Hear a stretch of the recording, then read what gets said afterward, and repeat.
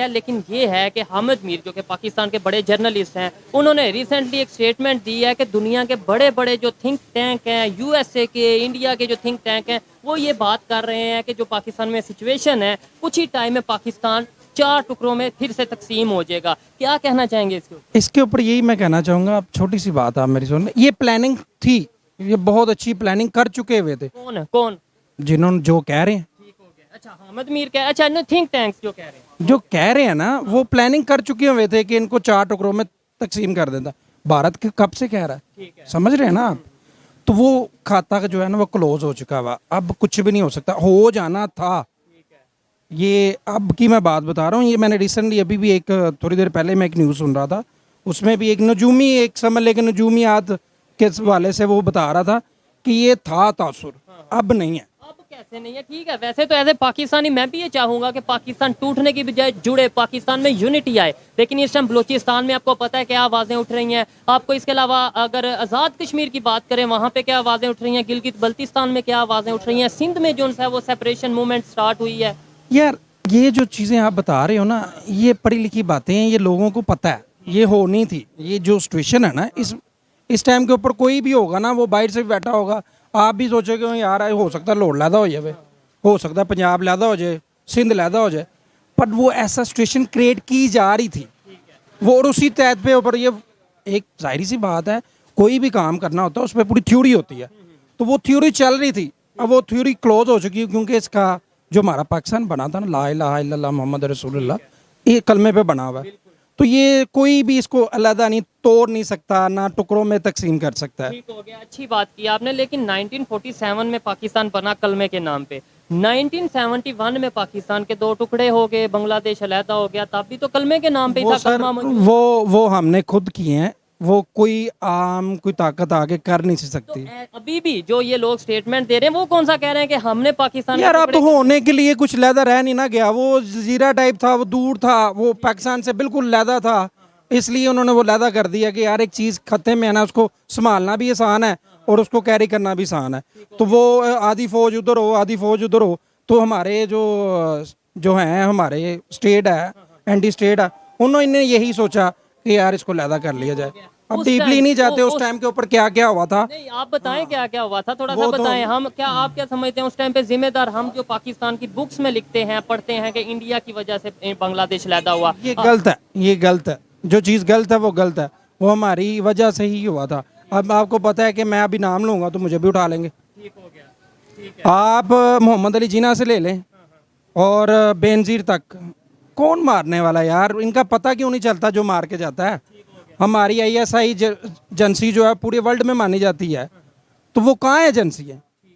तो इनको सब पता है ये, क्योंकि ये एजेंसियों का ही काम होते हैं सर। अल्लाह ना करे पाकिस्तान का कोई इस तरह की सिचुएशन बनती है तो फिर हम जिम्मेदार अपने आप को ठहराएंगे? अल्लाह ना करे अगर ऐसा होता है तो। हो नहीं ना सकता, ये कर नहीं सकता, ये हो ही नहीं सकता। उसकी रीज़न ये है कि जिनके हाथ में इस टाइम डोरियाँ है ना, उनको पता है हमने खाना कहाँ से, जजीरे कहाँ से बनाने हैं। यही लैदा हो जाएगा तो भाई एड कहाँ से आएगी? तो लोग जब उठने लगे हैं, लोग प्रोटेस्ट करने लगे हैं गिलगित बल्तिस्तान में, सिंध बलूचिस्तान में। कुछ भी नहीं होना, कुछ भी नहीं होना। 2-3 को मारेंगे, 4-5 वैसे बैठ जाते हैं।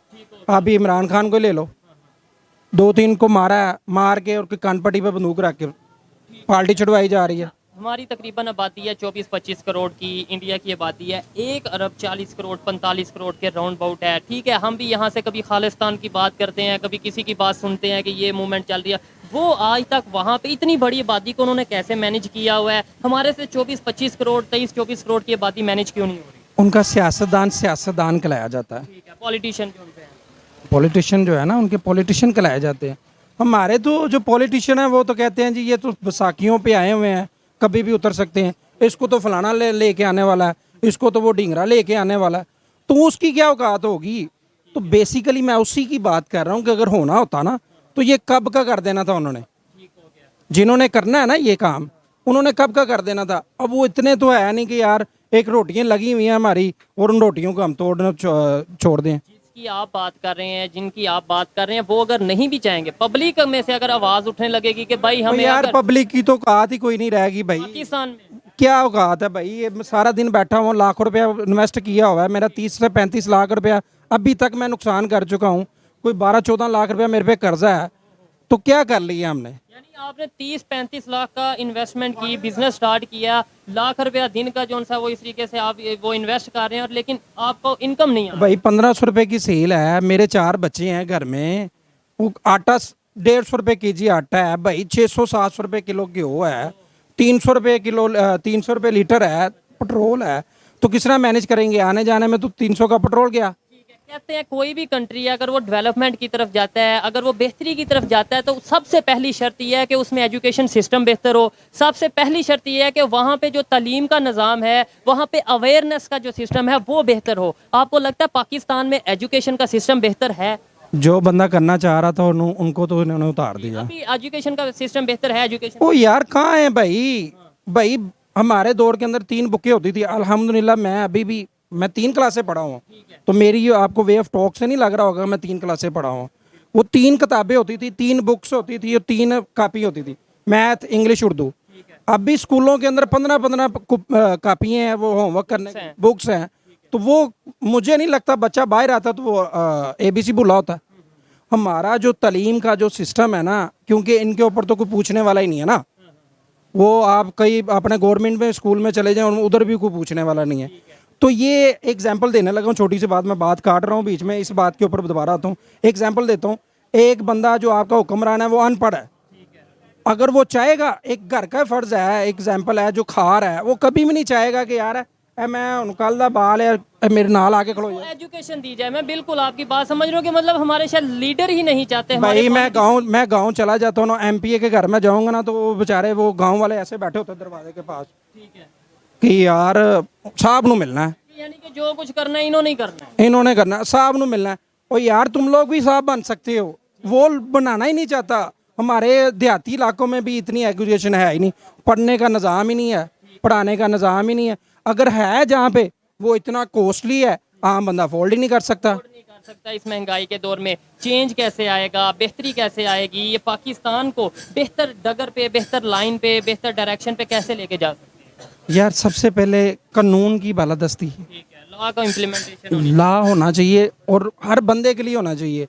जितना भी बड़ा, जितने भी बड़े ओहदे पे है, 18 ग्रेड का है, 22 ग्रेड का है, उसके लिए भी लॉ ही होना चाहिए। आप समझ रहे हैं? बिल्कुल ऐसे ही इक्वालिटी होनी चाहिए हर बंदे के लिए लॉ, वजीर आजम के लिए भी वही लॉ।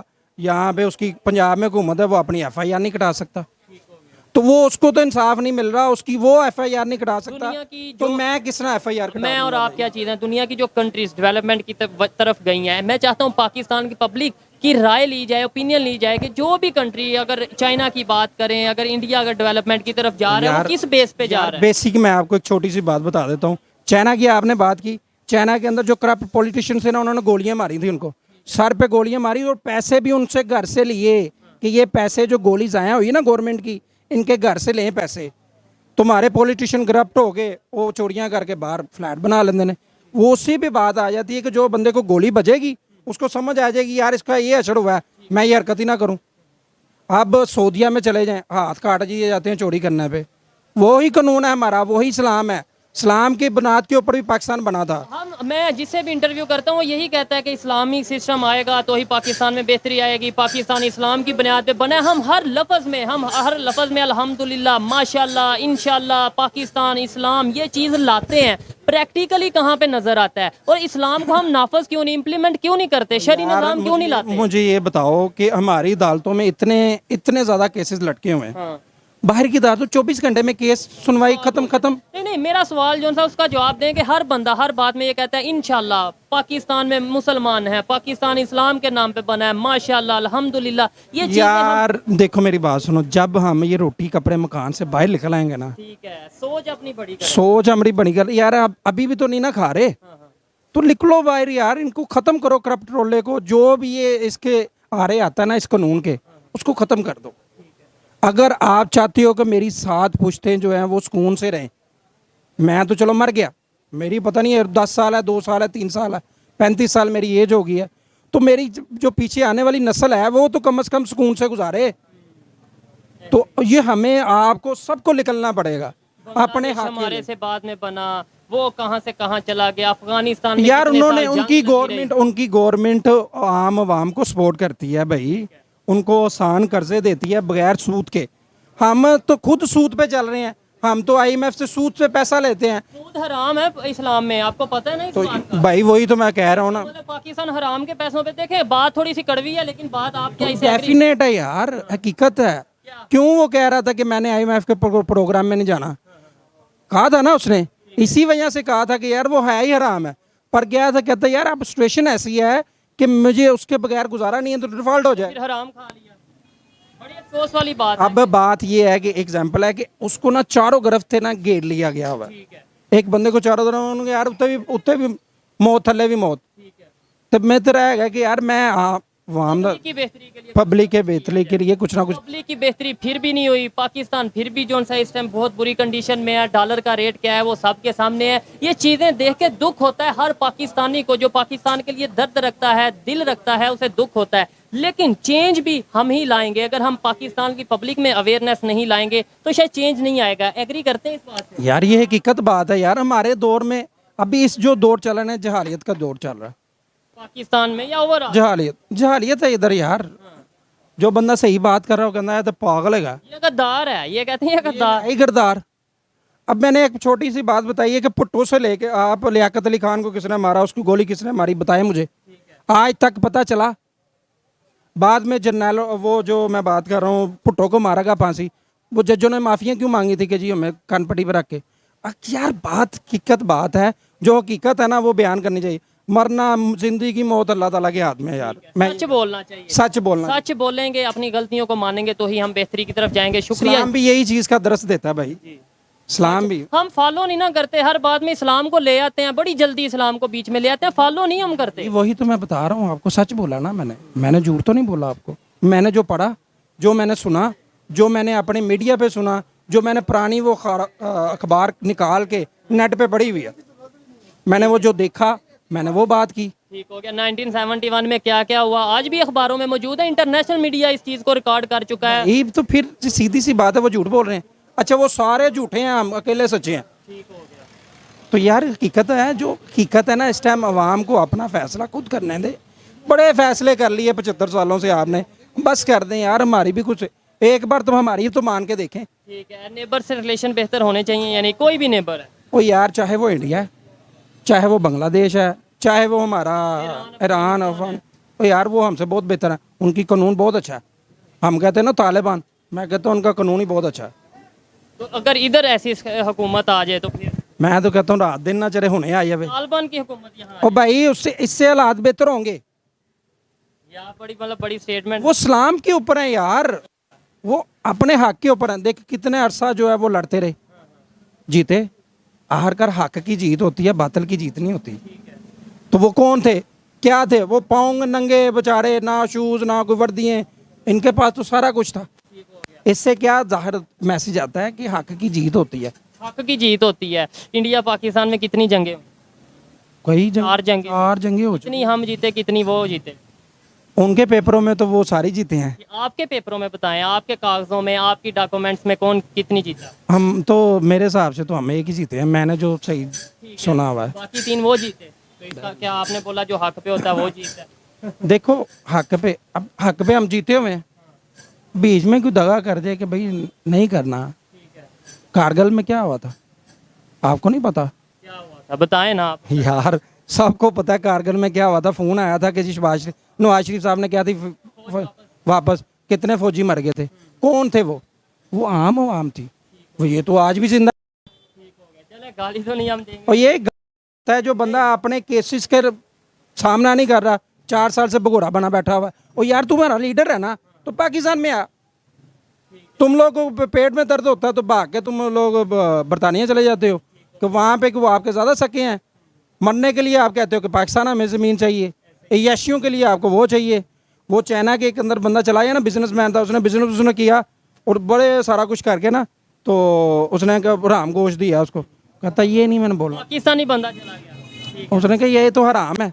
तो उन्होंने कहा जरा तू काम करन दे तो यह हलाल करन दे। दो नंबरी हम करेंगे, बेईमानी हम करेंगे, लेकिन गोश्त हराम नहीं खाएंगे, वो हराम है। हराम है, तो ये बात है। शराब पियेंगे लेकिन वो है कि वो चीजें जो सी हैं वो अच्छा लगा बात करके। अस्सलाम वालेकुम। वालेकुम सलाम। आपका नाम? मोहम्मद उस्मान। क्या करते हैं आप? मेरा ये फूड पॉइंट है। फूड पॉइंट है, ज़बरदस्त। जो इस टाइम पाकिस्तान की कंडीशन है, सबसे पहले तो ये बताएं कि आपका बिजनेस कैसा चल रहा है और गुजारा हो रहा है अच्छे तरीके से? बहुत मुश्किल हुआ है क्योंकि बिजनेस प्रॉपर्ली जो भी है माइनस हुए पड़े हैं इस वक्त। किस चीज़ का पॉइंट है आपका, कौन सा फूड आप दे ये इस पे हम मिंट मार्गरीटा लगाते हैं, साथ soda, lemon soda. Mint margarita का एक जो गिलास है क्या प्राइस है उसका? 120। 120, फिर तो मुनासिब है, नॉर्मल है यहाँ पे, मतलब जो इस टाइम मार्केट के हवाले से। टॉपिक के ऊपर आते हैं जो इस पे आज वीडियो रिकॉर्ड कर रहे हैं। पाकिस्तान की कंडीशन को देखते हुए आपको लगता है कि दोबारा, अल्लाह ना करे कि 1971 में जिस तरीके से पाकिस्तान के दो टुकड़े हुए, जो बांग्लादेश है वो लैदा हुआ पाकिस्तान से, बंगाली लैदा हुए, आज भी ऐसा हो सकता है? अल्लाह ना करे। नहीं, ऐसा तो नज़र नहीं आ रहा, लेकिन जो करंट स्टेशन है ना, ये हमें जो मुल्क मिला है कलमे पे मिला, ला इलाहा इल्लल्लाह मुहम्मद रसूलुल्लाह, ठीक है। अब हमें बेहतर मुल्क को करने के लिए इधर इस्लामी निज़ाम लाना चाहिए। मुल्क तरक्की फिर करेगा जब इस्लामी निज़ाम होगा, ठीक है। यहाँ गरीब जो है वो रोटी के पीछे भाग रहा है। मुझे आप एक जनरली बताएं कि यहाँ पाकिस्तान में अगर किसी की अच्छी सैलरी है 40, ठीक है, 45, इससे ज़्यादा सैलरी नहीं है। 40 पाकिस्तान में अच्छी सैलरी 40,000 45,000 45,000 है, ठीक है। चाहे आप बैंक में चले जाएं, चाहे किसी भी बैंक में चले जाएं, ठीक है। ऊपर तो जो है उनको ज़रूरत ही नहीं है सैलरी लेने की, इतने वो हाई फाई हैं। लेकिन जो मुझे आप एक बात बताएं, 45,000 में कोई बंदा सर्वाइव कर सकता है? मुश्किल है, जो इस टाइम कंडीशन है। जो भी कंडीशन है, आप देखें कि घी कितना महंगा है, 600 kg घी है, ठीक है। एक आटा ले लें, 150 आटा है, ठीक है। जो ये बुनियादी चीज़ें मैं बता रहा हूँ, 250 के 220 जो है ना 100 दूध हुआ हुआ है, ठीक है। और 20 रुपये के जो सा लीटर, 200 रुपये लीटर दूध है, ठीक है। तो मुझे बताएं कि जो बंदा 40,000 या 45,000 रुपये ले रहा है, वो बच्चों को क्या खिलाएगा, क्या बिल पे करेगा? अब 2 पंखे जिसके चल रहे हैं उसे 10-10 हज़ार रुपये बिल आ रहा है। जो लोग जहाँ जहाँ से भी ये वीडियो देख रहे हैं, ये बताइएगा कि